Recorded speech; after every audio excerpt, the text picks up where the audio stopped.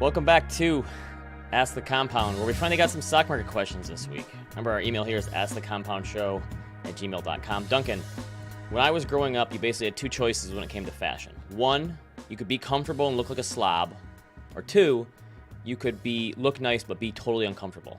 I feel like sometime in the last 10 to 15 years that's changed. Today's show is sponsored by our friends at Bird Dogs. No one cared about making clothes that had both in the past, right? Stretchy, breathable materials that also look nice. I feel like it's a huge leap forward. Bird Dogs has these new polos. I got one on under here. See, look, Bird Dog. It's nice. Comfy. It's the stretch material, just like their shorts. It looks nice, but it's also very comfortable. I think it's one of the biggest innovations this century besides the skip intro button on streaming services. And it's the same thing across their polos, their shorts, their pants, joggers. I've been wearing the joggers a ton lately. Every weekend I'm going to flag football games and soccer games, and I have to move around and stand around a lot, and I want to be comfortable. I want to look okay, though, so I wear my Bird Dog joggers. Remember, we still have the Tech Dad hat here. Sorry, Duncan, this is yours. I still owe it to you. One day. birddogs.com/ATC, or enter the promo code ATC, and you get this free hat. It's great. Stock up now. Sounds like a good deal to me.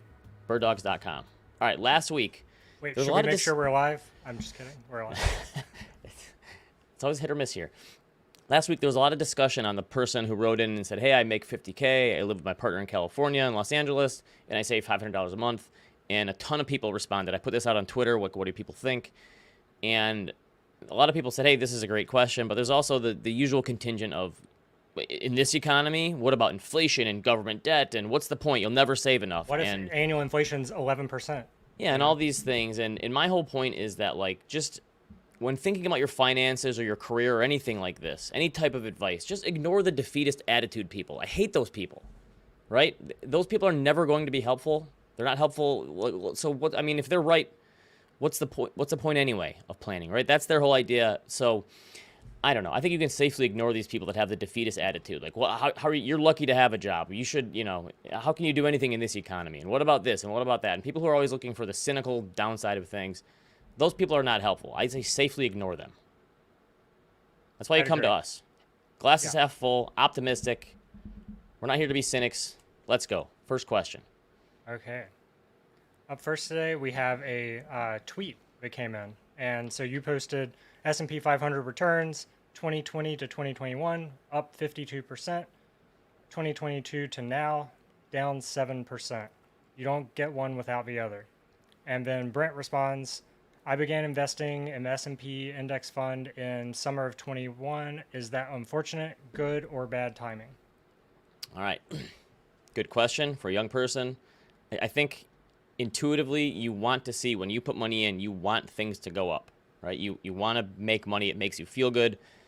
If you're just starting out, though, it should be the opposite. So from 1928 to 2022, S&P 500 achieved annual returns of 9.6%. We can round up to 10% if we want to be, fudge it a little bit. But we all know that the stock market does not simply offer 9 to 10% annual returns year in and year out, right? Any given year in the stock market is anything but average. In fact, if we just look at what happens in an average up year and an average down year, we can kind of figure this out. So in an average up year back to 1928, there's an average gain of about 21%. You with me, Duncan? So stocks go up, the average gain is like 21%. The time stocks goes down, the average return is like a loss of 14%. So the stock market is up roughly 3 out of every 4 years in that, right? You with me? 75% of the time it's up, and when it's up, it's up. Let's round it down to 20, right? And when it's down, we'll say 15. I like nice round numbers. So let's say if you're in an average world, which again doesn't exist, but for the sake of this example, let's just go with it. So you'd have plus 20, plus 20, plus 20, down 15 in some order, right? If things follow the average, and that would give you around 10% per year. I'm not saying that 10% is going to stick with us going forward, and I'm also not saying that you're going to get a 20% up year every time it goes up and a 15% down year when it goes down. Sake of example. Disclosure's out of the way, right? But I think these numbers can be instructive when thinking about it through your life cycle in investing, especially when you're young and just starting out. So let's say you're going to save $1,000 a year for the next 40 years, right? And we'll use our same gain and loss numbers as before, right? When the market's up, it's up 20. When it's down 15, right? And 3 out of every 4 years, it's going to be up 20. 1 out of every 4 years, it's going to be down 15. Now let's look at two scenarios and think about which would be better. Your gains to be front-loaded, so you have 30 years of gains over 40 years, or your losses are front loaded. So you start with 10 years of down 15%, all right? So scenario A, John, throw it up here. So let's say you get 10 years of down 15% in a row, and then you get 30 years of up 20% in a row. Your average return from this scenario is 10% per year, but I'm just moving things around, okay? All right, now let's look at scenario B, John. This is you get 30 years in a row of 20% returns. Again, you're putting in $1,000 a year for both scenarios. Then you have 10 years at the end where you're losing 15% a year. Again, 10% per year return. The market itself is up 10% per year in either scenario. I just shuffled around the order here, okay? So a person who's saving periodically, which one should you choose, Duncan? A or B? Would you rather have your losses up front or losses at the end and have a ton of gains up front? I'm going to be honest, I was just in the chat, and so I missed the last part. All right. I'm going to tell you. So you want this. So in scenario A, your returns are dreadful for the first 10 years, right? And then the ensuing 30 years, you have gains every year. Saving $1,000 a year, your ending balance would be $2.5 million. Pretty good, right? Scenario B, your returns were wonderful for the first 30 years, but dreadful for the final 10. That $1,000 a year would be $200,000. So we talk about a $2.3 million difference. Again, the market does this. The market has the same average return in each scenario. But in scenario A, you're saving and investing in the most important compounding years of your life during a nasty crash, right? And in scenario B, you're saving and investing in the most important years of your life during a rip-roaring bull market. Obviously, these examples are not realistic. If the stock market fell 15% per year for 10 years, we're talking like an 80% crash, and that's the Great Depression. If you gain 20% for 30 years in a row, we're talking about a gain of nearly 2,400%. So obviously the stock market doesn't work like this. There's more give and take. But the idea here is that you should want those poor returns front-loaded. You want to be investing because you're going to be buying in at lower prices and buying more shares and at higher dividend yield and lower valuations and all these things when you're young. When you're young, you should not be wanting all-time highs. If you're periodically saving out of your paycheck or saving on a monthly basis, you should want the stock market to fall. You should get on your hands and knees and pray for bear markets and corrections and crashes. These are good things for young people. That's what I've said before is I think too many people, including myself in the past, always thought about it from dollar terms. Here's how much money I have in my account instead of looking at shares. If you look at shares, then it feels a lot better, right? Because you are constantly accumulating and especially more if shares you're going to be a net saver. Yeah.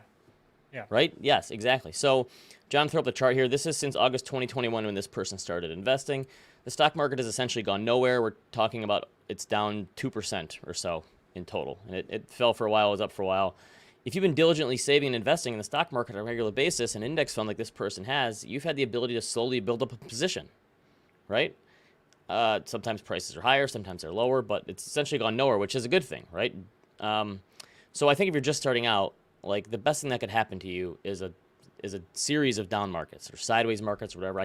The thing is you can't promise which way the stock market's going to go. Sometimes it's luck, sometimes it's timing. The stock market's not going to do what you need it to do just because you want a certain outcome. But most people think about it the wrong way. They should be thinking that the stock market should be bad when I'm a saver. That's a good thing. And hopefully it's better later on. So bad returns are not always a bad thing as long as they lead to better returns down the road. That's the idea here. Also, going to cash or bonds early on in that scenario would completely negate what we're talking about. So just exactly, it's the market timing thing, right? Yeah. And obviously, again, this is probably a different scenario for older investors who have the majority of their wealth already tied up into the stock market. That's a different scenario. But if you're someone who's young and periodically saving, you want the returns to be poor. You want bad outcomes now so they can be better in the future. Yeah, makes sense. Buy it on sale. Next question. Just not individual stocks. Well, yeah. Yeah. Okay. Up next. I mean, Oatly goes down 15% every year for 10 years, probably, right? Is that what we're planning on? That stock is not looking so hot, but I still have some. Okay. Up next, we have a question from Brian. I want you to assume you could decide on the annual return for the S&P 500 for the next 20 years, but you had to select the lowest return you would be content with. What return would you choose, and how would you decide? All right, very philosophical here from Brian. I like this. He may have had a gummy before asking this one, but I like it, right? Because I think philosophical questions like this, although totally unrealistic, just like my first example, it was unrealistic, but I think if it helps you get in the right frame of mind, it can still be useful. So especially thinking about things like risk and reward. So John, do a chart on first. Let's look at the historical track record of the U.S. stock market over 20-year periods. This is going back to 1926. I did rolling monthly returns. these are annual averages. So the average is a little more than 10% per year for over 20-year periods, which makes sense. You can see that there's a wide range around the average. The worst 20-year return, I have a gain of 1.9% per year, and the highest one is 18.3% per year. Of course, there's no, as usual, no taxes or costs or that sort of stuff taken out of this. But this is just the market.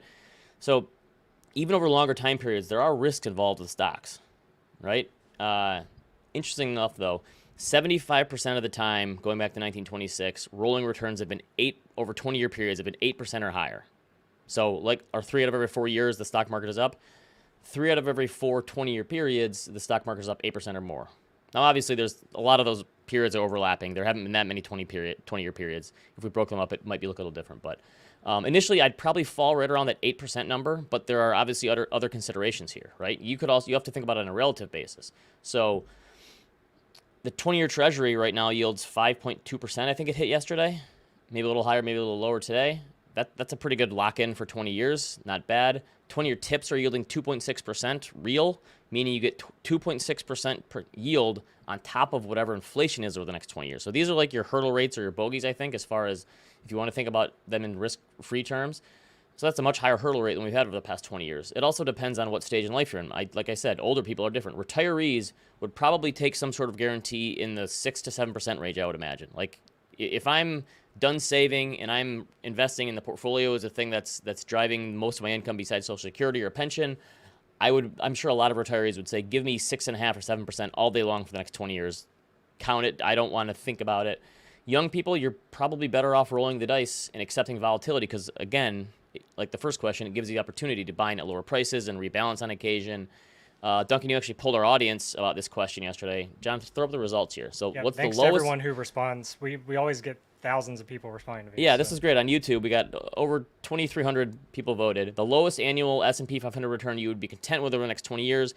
It was actually more spaced out than I thought it would be. About a quarter of people said 5 to 6%. Again, if we could look at it by age, I'm guessing that's older people because you can get 5% in a treasury right now for 20 years. 6 to 7% was around 1/5 of the people. 7 to 8% was a little more than a quarter.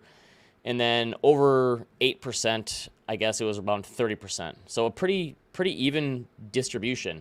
And I don't know. It would be interesting to see these broken out by age, but I mean, you can get 4 or 5% in Beanie Babies, I think. You know? But again, the Treasury is the big thing here. So yeah, I would have fallen in like the 7 to 8% range. But the other problem with this exercise is the funny thing is if you did offer some sort of guarantee in the stock market, right? Like you can get 8% per year in the stock market. Our human nature, we would bid up regardless. We would bid up the prices. So eventually, prices got so high that returns in the future would be too low, which is kind of how the stock market works, right? If you look at the actual fundamentals, they don't move around nearly like dividends and cash flows and earnings and revenue. They don't move around nearly as much as the stock market itself. So even if this did exist, we'd probably mess it up somehow. And obviously, life would be much easier from a planning perspective. If you could say, hey, I'm getting 8% per year in and year out, and I'm just going to bank on it. It would be way easier to plan for retirement, plan for 529 plans, all this stuff. Alas, risk and reward are attached at the hip. Always and forever in the stock market, unfortunately. So certainly a useful question in light of the move I think we've seen in long-term bonds recently, especially for retirees thinking about like, do I take the guaranteed 5% for 7 years or 10 years or whatever, or do I go for the jugular in the stock market and hopefully it's better? I haven't seen many questions about munis recently. Is there any reason people wouldn't be looking at munis? Well, I think we've gotten questions across the spectrum of yield. I think munis and corporates and the high yield and all these things. I think people are starting to get interested in all of them. So we'll see. I bet we have a muni one or two we can look for. Anyway, let's do another one. Okay, up next. What was your answer? What would you pick?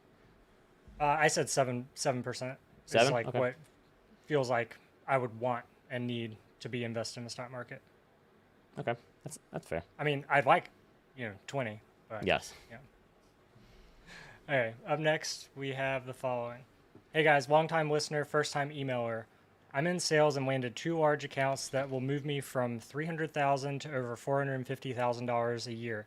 That bumps my tax rate from 24% to 32% for a good deal of income. Should I be optimizing for lowering my taxable income, prioritizing things like traditional 401k over Roth and maxing out my 529s? are there programs similar to the calculators online that you can play out tax scenarios in the future? I think we're talking about like how you can look at your different portfolios, but they're talking about for taxes. I'd love to try and see the math of traditional versus Roth as your income and tax brackets change throughout your lifetime. That sounds kind of Right. cool. Yeah, we don't have a tax calculator here, but we do have Mr. Bill Sweet. That's close enough. Basically a tax calculator. He's Yeah. a tax calculator. Hey, Bill. Bill. See, tax GPT. Bill, I told you before the show started, I'm impressed with how many people email us in and know their tax bracket, because Yeah. I don't know how many people in America could actually tell us what their tax bracket is. Maybe 2%, and that might be too forgiving. I don't really know what mine is until you tell me every year. Yeah, I'm the only one here in New York City for some reason today. I think I'm going to go on Fifth Avenue and take an impromptu poll when this show closes. Do you want to do it live? You guys want to come with me? I'm not actually going to do that. Let's not do that. I don't see let's like not. a Jimmy Fallon or Jimmy Kimmel show from that ever coming about, because I don't think people care about their tax Who's the rates. dude that like runs up and like just what's that guy's name? Oh, it's Anyway, Billy on the street. That could Billy be on you. the street. Yeah, we can That's do that. you. Bill on the street. Tax GPT on the street. Anyway, let's get to Brian's question. Also, this is a not to brag. Good for you, Brian. I mean, he made some sales, got a huge jump in income. My guy's making $500,000 a year. I mean, that's going to solve a lot of problems. But I love the thinking, which is like, cool, I've got this big raise. What am I going to do tax-wise? So let's go back to the start. As we've discussed many times in this show, in a 401k plan, you have a choice to make on your contributions. And this year, you can fund up to $22,500 per year, which is a big number. And that can go either into a traditional bucket, and you get a tax deduction up front for that, but you have to pay the full tax later, or a Roth. And if you go Roth, you're going to pay the tax now, but you get tax-free distributions later. I think at $500,000, as Brian indicates, that jump from 24 to 32% is where I would shift from Roth and go traditional there. That's kind of like your cutoff, right? For me, that's it. And we've discussed this in the past, but there's really two reasons, Ben, why the cutoff is there. So reason number one is it's the second biggest jump in the U.S. tax code. You go from 10 to 12, not a big deal, right? Then you go from 12 to 22. That's a big one. That happens about $118,000 a year. The next biggest jump is 24 to 32, right where Brian's looking at. And that happens at about $390,000 a year. And so Brian's marginal tax rate at $450,000, every dollar he puts into a traditional 401k is going to reduce his taxable income at that 32% tax bracket. And that's why I think that leap is relatively big. Brian's right there, and that's where I'd make that shift. Very, very important. That makes sense. Any other considerations in terms of like trying to figure out a way to do a SEP or a solo 401k? Yeah, so well, let me skip forward. Skip back a second, Ben. The other big consideration is in our work, and this is based on our clientele, which are relatively affluent, relatively wealthy in the scheme of humanity. Most of them are distributing assets in retirement at the 22% tax bracket, right? And so back to our point, if Brian's at 32 now, and we think he's probably going to be at 24 when he gets to retirement, that arbitrage is right there looking at you in the face. And so that to me is the second reason. So your question was what? Are there opportunities for other? Well, I just want to make a point here that, see, this to all the Roth haters out there, you don't always recommend a Roth, right? I don't. And it's almost like that was queued up, right, to rescue me from my. I'm just saying, is there anything else, because this is we're talking like a 50% jump in income here. Obviously, there's going to be more taxes paid, but are there any other? Should we be looking at any other tax deferred vehicles to set things aside to try to save some taxes? Yeah, so I'm assuming that Brian's working for an employer, and so solo 401k is off the table, right? Because he can't direct his own SEP IRA too. It's not his own business that he's directing. 401k is the easiest opportunity. I think HSA is the other one, Ben, that commonly comes up. It's going to come up here in question 2. Those are the big ones. But no, I mean, unfortunately, you're really limited. I mean, you can look at charitable, but in order to deduct a charitable at married filing joint, you have to give like $30,000, right? So that's a wonderful thing to do. I'm not saying don't, but it's a big lift, right? Like so, no one's going to feel sorry for someone making $500,000 a year, but when you're making that much, the traditional $6,000 limit or whatever on a traditional IRA, and trying to do a backdoor, it almost doesn't seem. It's such a drop in the bucket at that point. Almost. It is. But the way to win the tax game is improve at the margins. Like you're not going to give a big swing. You're not going to cut your taxable income in half. Yeah. Okay. So I guess that's the point, right? Yep. There's only so many levers you can pull. It's really winning the game. And unfortunately, if you're earning $500,000 from your job, you're going to pay a lot of tax. So ultimately, the small things do add up, Ben. But the second half of Brian's question was, is there a tax planning software out there where I can look at this? And like we use, Ben, as you know, in our practice, we use a combination. We use Orion Planning, we use eMoney, and we have a relationship with Money Guide. And each of those software platforms have different pros and cons. And unfortunately, none of them are offered to the retail investor. There are a couple of options that are out there that you could go Google. But unfortunately, for me and Bill, Ben, this becomes such a complex topic. We have not found that there's any real reliable software that can accurately forecast somebody's tax rate over time.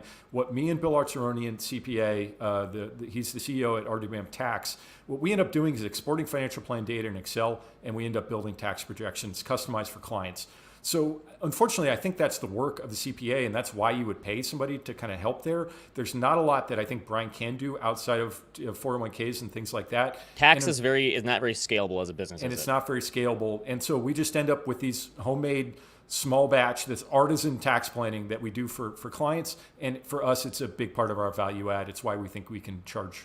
My only other advice here would be, I'm okay when you're making that much more money. I'm okay with some lifestyle creep as long as you have savings rate creep. So if you were saving 20% of your income at 300, save 20% at 500 too. So that way you are saving the same percentage of income, and you're also giving yourself a raise to spend a little more. I'm fine if you're going to do one, do the other. Yep, and there are limits to what you can contribute to IRAs, to 401ks, to tax-qualified investment accounts. There's no limit to what you contribute to a non-qualified account.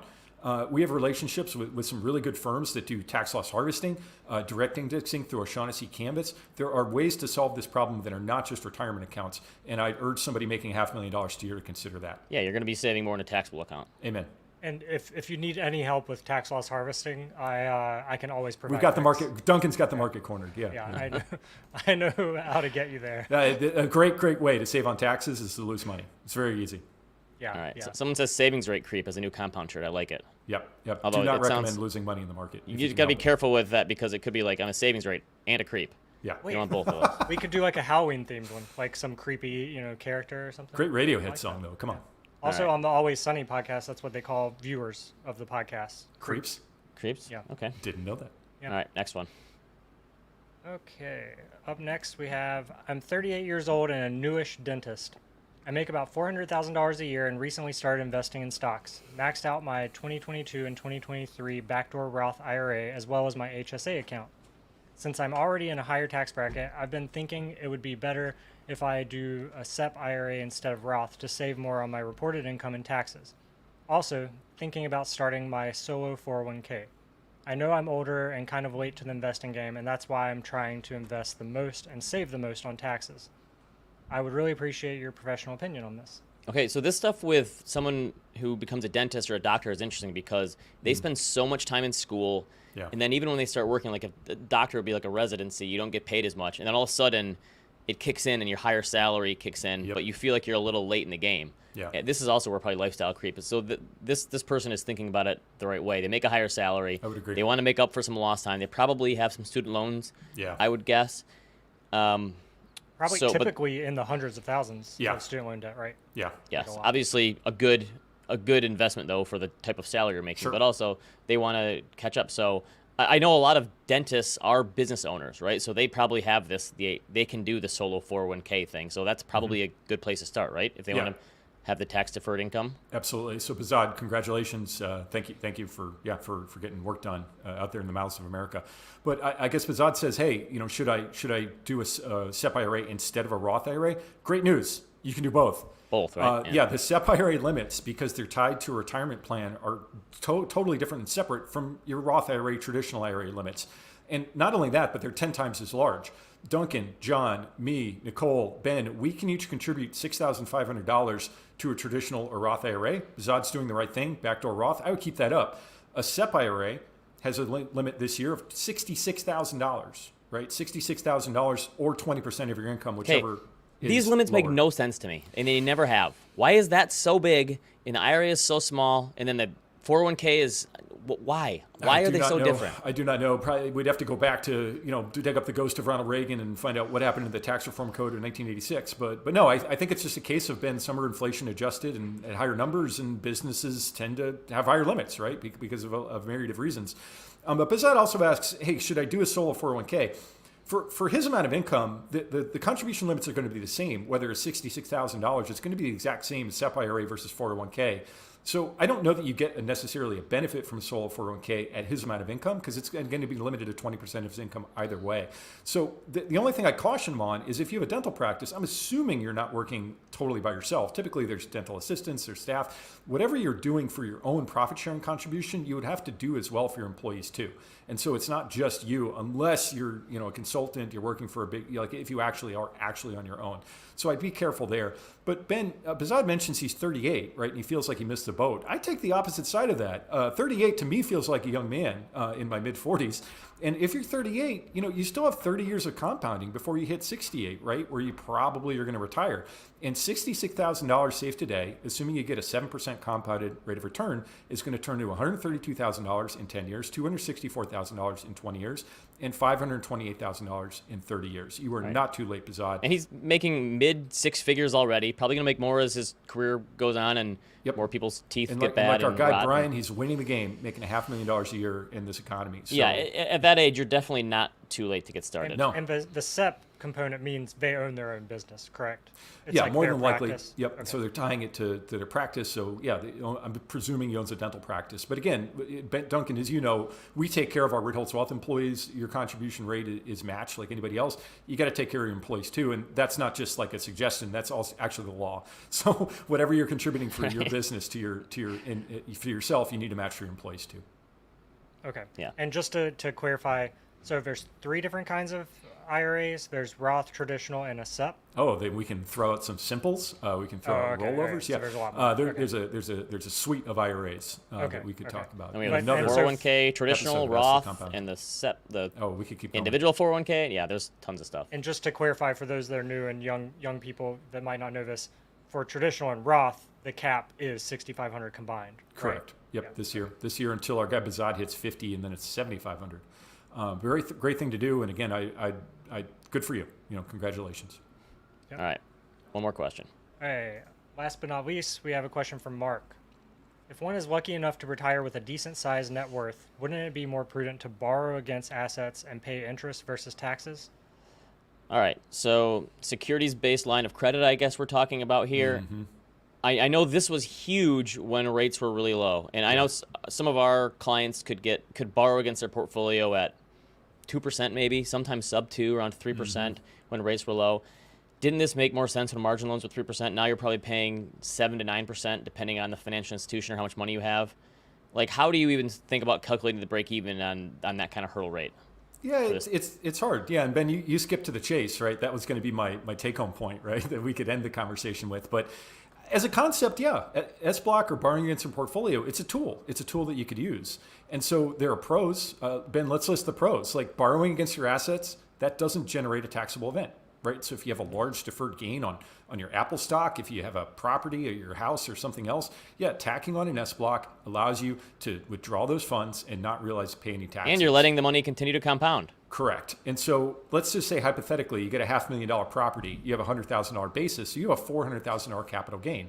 If you were to liquidate that property at 15%, let's say some state taxes too, you pay about 80 grand in income tax, right? So pulling out an SBLOC allows you to pull out up to usually 80% of your loan to value, so $400,000 in your pocket, tax-free. So those are the pros. However, the cons. Con number one is most people get to retirement and their goal is then not to add debt, right? So I do like the thinking, right? Let's invert this thinking. Why not? But I guess the cons are that tax on gain can be deferred, but it really can't be avoided. On a long enough timeline, you can defer. On a long enough timeline, we're all dead, right? So it's not a terrible idea. But Ben, you're exactly right. If I'm borrowing at 8%, let's say, which is roughly the U.S. Mortgage rate right now, $400,000 borrowing that amount of money is going to cost you 30 grand a year. And so for what you're paying to borrow that money, you're probably paying a third of your tax bill each year. And this is the kicker, Ben. Again, you're just deferring the tax. So if and when you spend out your SBLOC, if and when you go to sell that property, that 80 grand tax bill or more is still due. But now you've borrowed against your proceeds, and so you're not going to have the net cash flow potentially to finance that tax. My take would be, look, if you made it that far, it's something to consider. Talk it over with your financial planner, talk it over with your tax people, but reducing your net worth on day one, maybe not a great idea, but compared to your other options. Last quick point for me, Ben, you cannot borrow against your retirement assets. Thou shalt not take a loan against your IRA. It invalidates the entire IRA as if the entire IRA was distributed. It's only taxable right? money. So this is just taxable money. And back to our guy Bazad and back to our guy Brian, this might be a reason to build up your non-qualified balance. To think about hitting that first. But trying to game the system here, so you're like putting off taxes forever. It's especially with rates being variable. Yeah. It's probably not going to work out for you. Because you'd have to pay the money back so quickly. You'd be pulling money out of the account to pay it back almost, unless you had some sort of other source of income. Yeah, and it just depends. So like as a timing strategy, absolutely consider it. But as a tax avoidance strategy, it's not going to work unless you pass these assets on to your kids. Now, again, when rates were lower, we had people borrowing against their portfolio to put like a down payment on a second home. Yep. And because the rates were, and it made a lot of sense. But then now once rates get jacked back up, they're thinking, well, I need to pay this down immediately. Yeah, right? Because anybody with a 5-1 arm is sweating bullets, for the next 2 years. So we'll see. We'll see. But as a strategy, as a tool in the toolkit, absolutely 100% Mark. I would consider it, but definitely talk it over and think long term with this stuff. If we had a Michael J. Fox DeLorean in the driveway right now with Doc Brown saying get it up to 88, most of us would probably go back to like 2020, 2021 and borrow as much money as we possibly could at 3%. Right? Yeah, buy Tesla. Well, it's so easy in hindsight, right, to know. That's an argument I'm making internally is everybody thinks interest rates are high. Like, when are they going to go down? What if interest rates go up? Like, we don't actually know how the future is going to play out. So 1.21 gigawatts, I'm with you. Let's go back. I'll let you know when I buy TLT, and that's when rates will go up more. All right, that's when we can. All right. So can we just, before we leave, can we talk about how many collars a man can have on his shirt? I'm just can we go into fashion corner, because that was my big question starting the show. Great clothing, great line. We're big fans. But what is the limit? Is it 3? Listen, there's only 2 shirts on here, Bill. Is there a limit? I'm not sure.